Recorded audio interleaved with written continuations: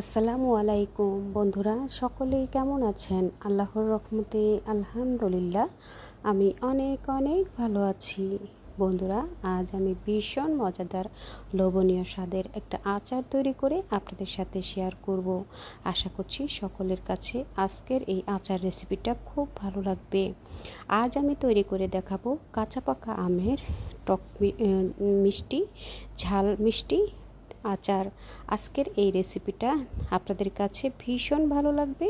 রোদে দেওয়ার ঝামেলা ছাড়া আচারটা তৈরি করে দেখাবো খুব সহজ পদ্ধতিতে। চলুন বন্ধুরা, আমি কিভাবে কাঁচা পাকা আম দিয়ে এই ঝাল মিষ্টি আচারটা তৈরি করি এবং সারা বছরের জন্য সংরক্ষণ করি।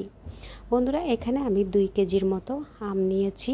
আমগুলোকে আমি খোসাসহ খুব ভালো করে ধুয়ে খোসাসহ পরিষ্কার করে নেব এবং খোসাটা ছাড়িয়ে নিয়ে আমগুলোকে ছোট ছোট এইভাবে করে টুকরো করে নেব। বন্ধুরা, আমি আমার পছন্দ অনুযায়ী সাইজ করে কেটে নিয়েছি। আপনারা আপনাদের পছন্দ মতো সাইজ করে আমগুলোকে কেটে নিতে পারেন। এখন আমি আমগুলোকে মশলা মেখে নেব। আমি এখানে সরিষা বাটা দিয়ে দিলাম 2 টেবিল চামচ, 1 টেবিল চামচ দিয়ে দিলাম লাল মরিচের গুঁড়া, 1 টেবিল চামচ দিয়ে দিলাম হলুদের গুঁড়া। আমি কিন্তু এখানে কোনো রকমের লবণ ব্যবহার করিনি, যেহেতু আমটাকে আমি রোদে শুকাবো না। আপনারা যদি এই আমটাকে রোদে শুকান, সেক্ষেত্রে এই পর্যায়ে এসে আপনারা আপনার স্বাদ অনুযায়ী লবণটা অ্যাড করে দিতে পারেন। বন্ধুরা, আমি এখন মশলাগুলো দিয়ে আমটাকে খুব ভালো করে মেখে নেব। খুব ভালো করে মেখে নিয়ে ছড়ানো একটা ট্রেতে আমি আমগুলোকে ফ্যানের বাতাসে 2-3 ঘন্টা ছড়িয়ে রেখে দেব। এতে করে আমের গায়ে যদি অতিরিক্ত কোনো রকমের পানি থেকে থাকে, সেই পানিটা কিন্তু বাষ্প হয়ে যাবে। আপনাদের রোদের ব্যবস্থা থাকলে আপনারা এইভাবে করে ছড়িয়ে বড় একটা ছেনিতে ছড়িয়ে রেখে এরপরে ফ্যানের বাতাসে রোদে শুকিয়ে নিতে পারেন। তো 2-3 ঘন্টা আমি ফ্যানের বাতাসে এইভাবে করে শুকিয়ে নিয়েছি। দেখুন বন্ধুরা, খুব সুন্দরভাবে কিন্তু পানিটা বাষ্প হয়ে গেছে। মশলাগুলোও সুন্দরভাবে ফ্যানের বাতাসে এইভাবে করে শুকিয়ে নিয়েছি। তো বন্ধুরা, 2-3 ঘন্টা রাখার পরে আমগুলো সুন্দরভাবে এভাবে শুকিয়ে এসেছে। এখন আমি আমগুলোকে আচার তৈরি করে নেব। তো এভাবে করে আপনাদের যদি রোদের ব্যবস্থা থাকে, সেক্ষেত্রে আপনারা রোদে দিয়ে আচারটা তৈরি করে নিতে পারেন। এখন আমি চুলাতে একটা প্যান বসিয়ে দিলাম। প্যানে আমি এখানে 1/2 লিটার সরিষার তেল দিয়ে দিলাম। অবশ্যই বন্ধুরা, সরিষার তেল দিয়ে কিন্তু আচারটা তৈরি করার চেষ্টা করবেন। আচারটা খেতে অনেক ভালো লাগবে। এখানে আমি কিছু গরম মশলা দিয়ে দেব। দারচিনি দিয়ে দিলাম 3-4 টুকরা, 2টা তেজপাতা ছিঁড়ে দিয়ে দিলাম, 7-8টা দিয়ে দেব এলাচ। আমি এখানে সবুজ এলাচটা দিয়ে দেব 7-8টা। শুকনো মরিচ আমি আস্ত শুকনো মরিচ দিয়ে দিলাম 15 থেকে 20টা। দিয়ে একটু তেলে ভেজে নেব ফ্লেভার আসা পর্যন্ত। বন্ধুরা, এই পর্যায়ে এসে আস্ত পাঁচফোড়ন দিয়ে দেব আমি 1 টেবিল চামচ। আপনারা চাইলে এখানে এই পাঁচফোড়নটাকে ভেঙে গুঁড়ো করে দিতে পারেন, তবে আমি এখানে আস্ত পাঁচফোড়নটা দিয়ে ফোড়নটা দেব। তো খুব সুন্দর একটা ফ্লেভার ছড়িয়ে যাওয়ার পরে আমি এখানে ফ্যানের বাতাসে শুকিয়ে রাখা আমগুলো দিয়ে কিছুক্ষণ তেলে ভেজে নেব। বন্ধুরা, আমি এখন তেলে আমগুলো দিয়ে দিলাম। ফ্যানের বাতাসে শুকিয়ে রাখা আমগুলো, মশলা মাখা আমগুলো দিয়ে তেলে আমি কিছুক্ষণ ভেজে নেব। তেলে কিছুক্ষণ ভেজে দিলে যদি আমের ভিতরে কোনো রকমের পানি থেকে থাকে, তাহলে কিন্তু কিছুক্ষণ তেলে ভেজে নিলে পানিটা বাষ্প হয়ে যাবে। তো বন্ধুরা, অবশ্যই হাই হিটে করে কিছুক্ষণ ভেজে নেব, যেহেতু আমি আজকে কাঁচা পাকা আম দিয়ে এই ঝাল মিষ্টি আমের আচারটা তৈরি করছি। এটা কিন্তু অবশ্যই হাই হিটে করেই জাল করে নিতে হবে। চুলার আঁচ কমিয়ে দিয়ে জাল করতে গেলে কিন্তু আমটা গলে যাবে, যার কারণে চুলার আঁচটা হাইতে রেখেই কিন্তু সুন্দরভাবে আমগুলোকে কিছুক্ষণ তেলে ভেজে নেব। এখন আমি আরও কিছু মশলা এখানে অ্যাড করে দেব।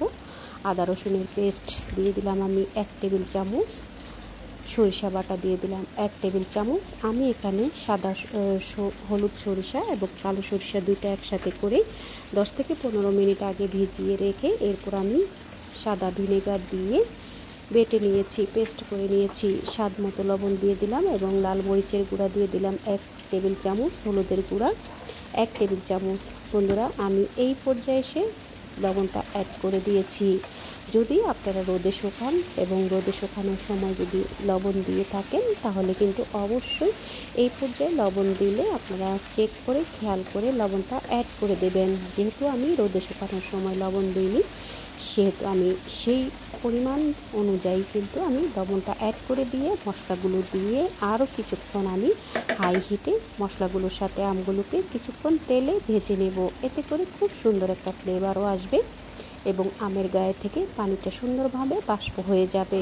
আমি এখন মিষ্টি অ্যাড করে দিলাম। আমি এখানে প্রায় আধা কেজির থেকেও কিছুটা চিনি বেশি দিয়ে দেব। আপনারা চাইলে গুড় দিয়ে তৈরি করতে পারেন, তবে আমি হাফ কেজি চিনির থেকে আরও কিছুটা বেশি চিনি দিয়েছি, যেহেতু আমি একটু ঝাল মিষ্টি আচারটা তৈরি করব। তো বন্ধুরা, চিনিটা দিয়ে হাই হিটে করে জাল করে চিনিটা গলে যাওয়া পর্যন্ত হাই হিটে করে রেখেই কিন্তু আমটাকে জাল করে নেব। অবশ্যই বন্ধুরা, এই কাঁচা পাকা আম দিয়ে আচার তৈরি করলে হাই হিটেই কিন্তু তৈরি করার চেষ্টা করবেন।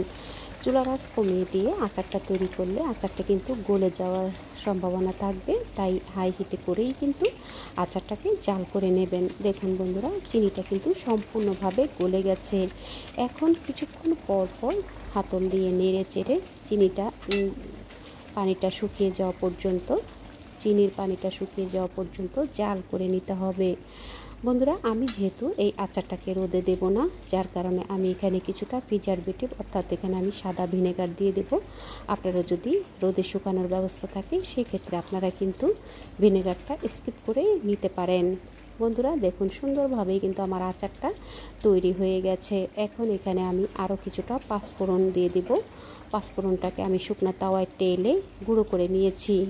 আমি এখানে 2 টেবিল চামচ পাঁচফোড়ন শুকনো তাওয়ায় টেলে নিয়ে গুঁড়ো করে অর্ধেকটা দিয়ে একটু নেড়ে চেড়ে বাকি অর্ধেকটুকু আবারও দিয়ে দিব।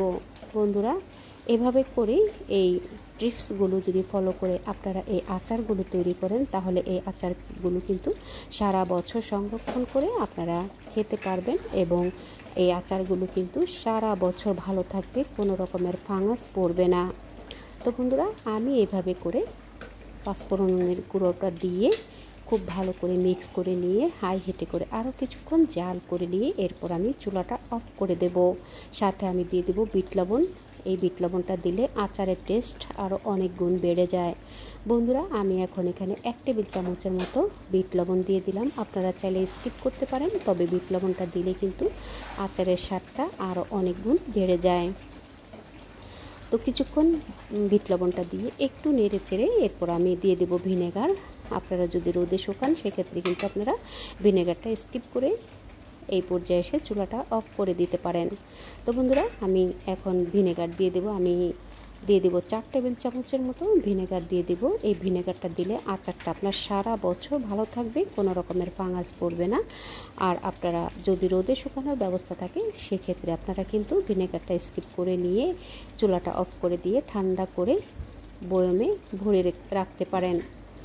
মাঝের মধ্যে আপনারা রোদে দিয়ে দিবেন, এতে করে আচারটা সারা বছর ভালো থাকবে। বন্ধুরা, আমি এখানে 4 টেবিল চামচের মতো দিয়ে দিলাম হোয়াইট ভিনেগার, দিয়ে আরও একটু নেড়ে দেব। বন্ধুরা, হাতলটা দিয়ে একটু নেড়ে চেড়ে এরপর আমি চুলাটা অফ করে দেব। তো বন্ধুরা দেখুন, খুব সুন্দরভাবেই কিন্তু আমার তৈরি হয়ে গেল কাঁচা পাকা আমের ঝাল মিষ্টি আচার। এই আচারটা কিন্তু আপনারা চাইলে পোলাও, খিচুড়ি, বিরিয়ানি, সাদা ভাত সব কিছুর সাথেই কিন্তু সার্ভ করতে পারেন। এমনিও কিন্তু এই আচারটা খেতে অনেক ভালো লাগে। আশা করছি একবার হলো ট্রাই করবেন। বন্ধুরা, আমার এই কাঁচা পাকা আমের ঝাল মিষ্টি আচারটা আপনাদের কাছে কেমন লাগলো কমেন্টস করে জানাবেন। আপনাদের লাইকস এবং কমেন্টস আমার নতুন নতুন রেসিপি তৈরি করতে অনেক উৎসাহ দেয়। দেখলেন তো বন্ধুরা, কত সহজে ঝটপট করে মজাদার স্বাদের একটা আচার তৈরি করে নিলাম।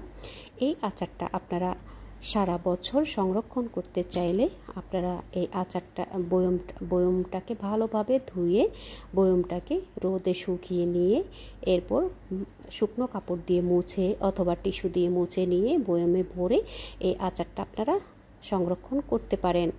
তো বন্ধুরা, আমার এই রেসিপিটা আপনাদের মনে যদি একটুও জায়গা করে নেয়, প্লিজ বন্ধুরা আপনারা আপনাদের টাইম লাইনে শেয়ার করে দিবেন, আপনাদের ফ্যামিলি ফ্রেন্ডসকে দেখার সুযোগ করে দিবেন। বন্ধুরা, যারা এতক্ষণ ধৈর্য ধরে আমার এই রেসিপিটা দেখেছেন তাদের সবাইকে জানাই অনেক অনেক ধন্যবাদ। দেখা হবে পরবর্তী কোনো রেসিপির সঙ্গে।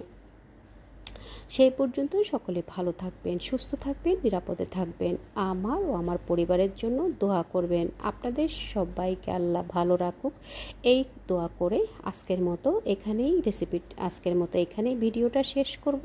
দেখা হবে পরবর্তী কোনো রেসিপির সঙ্গে। সেই পর্যন্ত সকলের সুস্থতা কামনা করছি। আল্লাহ হাফেজ।